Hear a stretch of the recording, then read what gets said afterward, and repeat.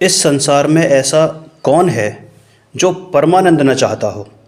यहाँ प्रश्न चाहत का नहीं है, सवाल है किसे प्राप्त होता है ये परमानंद और कैसे प्राप्त होता है ये परमानंद। क्योंकि चाहते तो सभी हैं। अरे जीवन भर जिस आनंद के पीछे हम भागते हैं, क्या वही है परमानंद? और अगर नहीं तो फिर क्या है परमानंद? क्या कोई ऐसा उदाहरण है जिसने परमानंद प्राप्त किया हो? क्या विशेषता है परमानंद की? क्या परमानंद का आरंभ और पूर्णता एक साथ हो सकती है? क्या हम पूर्ण परमानंद प्राप्त कर सकते हैं? क्या हम परमानंद का स्वाद चख सकते हैं? जी हाँ, हम परमानंद का स्वाद चख सकते हैं, पर पूर्णता और उसकी हमेशा के लिए प्राप्ति अभी संभव नहीं है। और परमानंद का आरंभ और पूर्णता की प्राप्ति भी एक साथ संभव नहीं है। ये समय के अनुसार होती है, कालांतर में जाकर होती है। सभी भगवान परमानंद में मग्न रहते हैं, उन्हें पूर्ण परमानंद की प्राप्ति हो गई है। ऐसा परमानंद जिसका आदि है, आरंभ है, पर अंत नहीं है। तो आइए विचारते हैं अब उसी परमानंद के स्वरूप पर। देखो, परमानंद क्या है? दो पदों से मिलकर बना है, पदम, परम प्लस आनंद। ठीक है ना? परम प्लस आनंद। परम यानी उत्कृष्ट, सर्वश्रेष्ठ, और आनंद, आनंद यानी आनंद।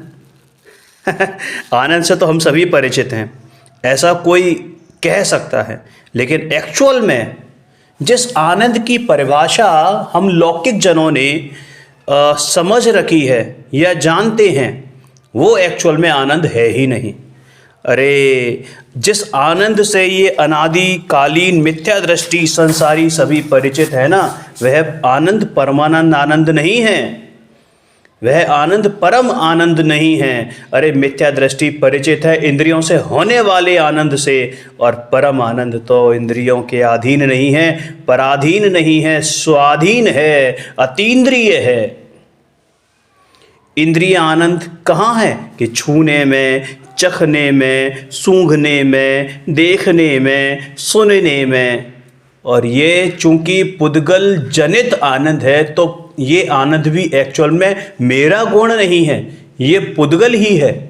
इसलिए, और चूंकि आनंद मेरा स्वभाव है, मेरा गुण है, इसलिए ये एक्चुअल में आनंद है ही नहीं, वास्तविक आनंद है ही नहीं। अरे परमानंद तो इन सबसे पार ज्ञान से होने वाला आनंद है, अतीन्द्रिय आनंद है, ज्ञानानंद है। इंद्रियों के सहयोग के बिना होने से ही इसे अतीन्द्रिय भी कहते हैं। फॉर एग्जाम्पल, जैसे हम शरीर के द्वारा छूकर ठंडा, गरम, कड़ा, नरम आदि देखते हैं, और फिर उसमें अपनी इच्छा अनुसार, अपने इष्ट अनिष्ट के अनुसार उसमें हम अच्छा बुरा महसूस करते हैं। अच्छा महसूस करते हैं तो हमें लगता है कि हमें आनंद आ रहा है। जीभ द्वारा चखकर खट्टा, मीठा, कड़वा, चरपरा आदि में खुश होते हैं।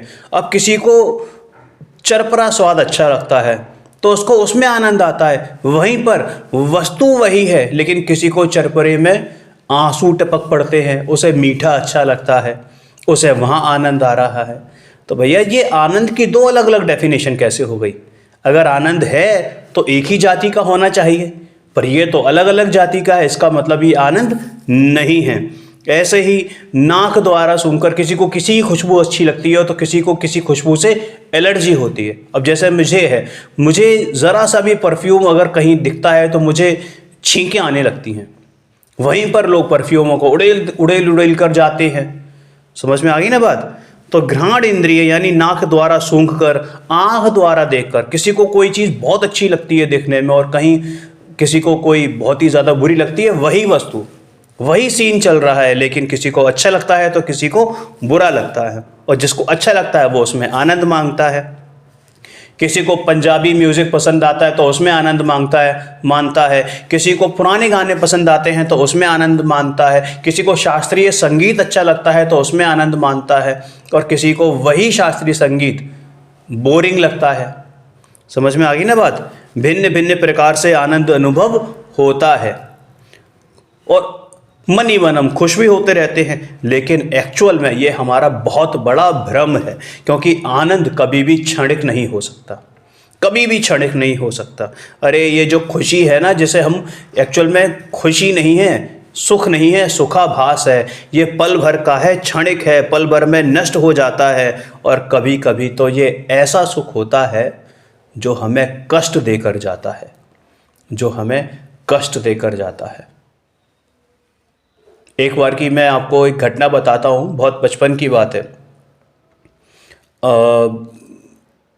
हम लोग बच्चे थे, मतलब लड़के थे, यंग एज के, होती है चंचल अवस्था होती है। हम लोग मूवी देखने गए, मूवी में खूब आनंद आ रहा, खूब मज़े किए, खूब एंजॉय किया, ठीक है ना। और उस मूवी के दौरान, उस समय एक्चुअली फ़ोन नए नए थे, तो हमने क्या करा कि फ़ोन साइलेंट पे कर दिया और मूवी देखने में मस्त हो गए।